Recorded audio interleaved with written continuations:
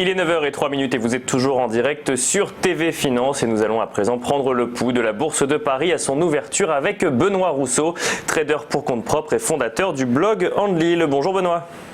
Bonjour à vous. Alors vous êtes en duplex avec nous, un CAC 40 qui clôturait hier en légère baisse, qui ouvre ce matin en légère hausse, plus 0,78%. À quoi est-ce qu'on peut s'attendre sur la journée ? Alors oui, effectivement, là, on ouvre en hausse de plus 0,77. C'est généralisé, on est aussi en hausse sur le DAX de plus 0,70.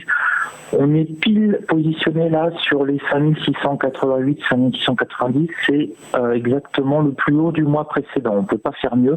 Donc là, on sent que les marchés veulent monter, mais pour le moment, ils sont bloqués par leur plus haut annuel. Donc il faudra avoir des bonnes nouvelles pour qu'on puisse casser ces plus hauts annuels et pourquoi pas. Et à partir de ce moment-là, on va commencer à parler d'un rallye du mois de décembre. C'est quelque chose d'assez classique. Mais avant d'en arriver là, on a un calendrier boursier qui est assez chargé aujourd'hui. À 11h, on a l'indice ZOO qui est important, le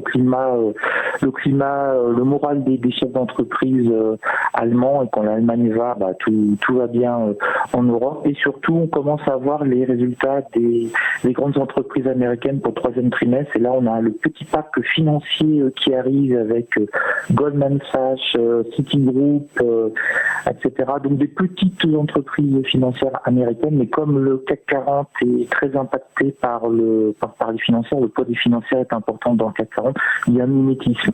Donc si Citigroup et Goldman Sachs ont de très bons résultats, donc ils vont les annoncer avant bourse américaine, donc avant 15h30, ça aura un impact assez fort sur le CAC 40. Donc on va dire sur le CAC 40, on va être à l'heure américaine aujourd'hui. On va vivre à l'heure américaine et donc on aura ces résultats avant l'ouverture des marchés américains. Un petit mot peut-être également sur les marchés américains qui ont clôturé en baisse hier soir. Oui, alors c'était une légère petite baisse parce que là sur Futur en tout cas ils se reprennent. Ils ont remonté dans la nuit. Là on est sur le Dow Jones Futur, on prend 0,5%, identique sur Nasdaq.